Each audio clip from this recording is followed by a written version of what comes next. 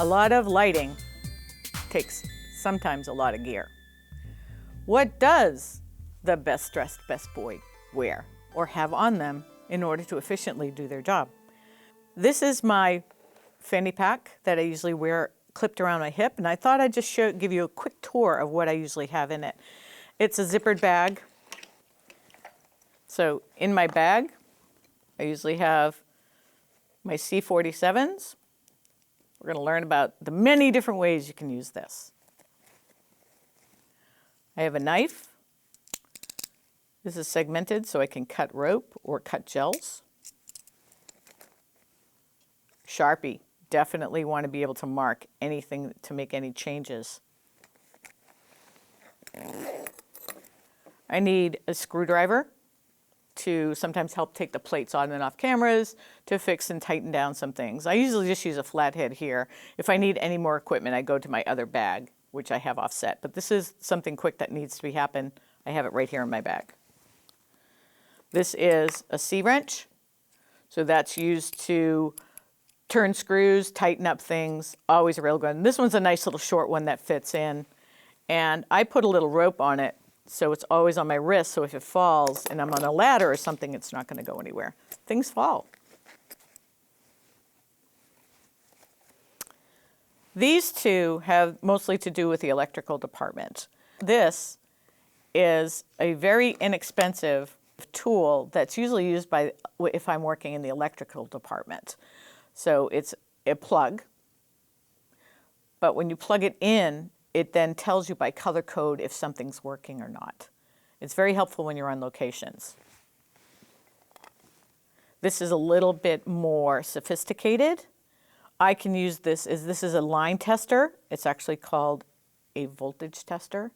I put it on at a cable and I can press this, and when it lights up, that means that power is running to that fixture. It's a great way for me to find out right away if the switch is broken or the bulb is broken, if voltage is running correctly to that light.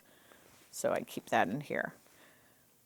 Another C47, let's put that in there. Sometimes I have to do a quick tie up, so I might use a quick tie or rope, and I always like to have a couple of those on me in here. I was always jamming in there.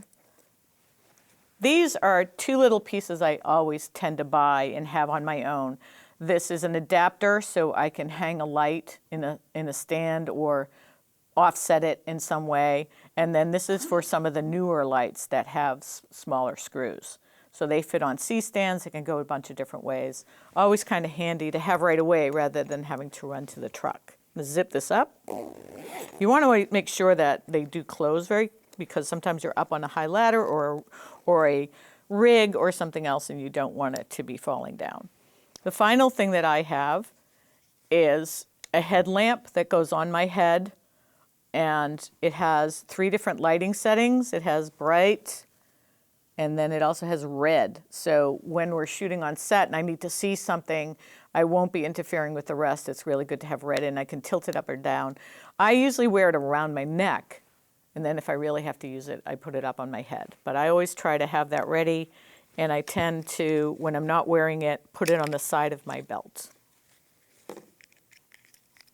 The last thing that I have is a set of gloves. You want to make sure that when you're handling hot lights or rigging pipe in different temperatures, that you want to protect your hands. I have those on little pieces of rope. Usually I have a carabiner on my pouch, but sometimes I just put it on my belt. I take my gloves and I have them here. You'll notice that my belt is sitting on this little makeshift table. This table is actually one of the grip and electric department's best friends. These are apple boxes. They are specific sizes that are built. This is a full apple box. They come in half apple boxes, quarter apple boxes, and then eighths. The eighth is called a pancake. So these are really helpful in that. You can use them as ladders. You can use them as seats. That's my favorite chair all the time. If you're vertically challenged like me, sometimes you have to stand on it just to operate a camera. But they're very helpful. We sometimes put plates and screw them on so we can put lights and even a camera down below to look up, or rig it on top of a set to look down. When we do that, we call it a pigeon, which is kind of a funny. There's going to be a lot of funny names that we call things. Some of the traditional, you might go from one side of the country to the other, and people call different things. And even lighting companies call lights that do the same job by their own manufacturer's name. So we're going to be discovering that next.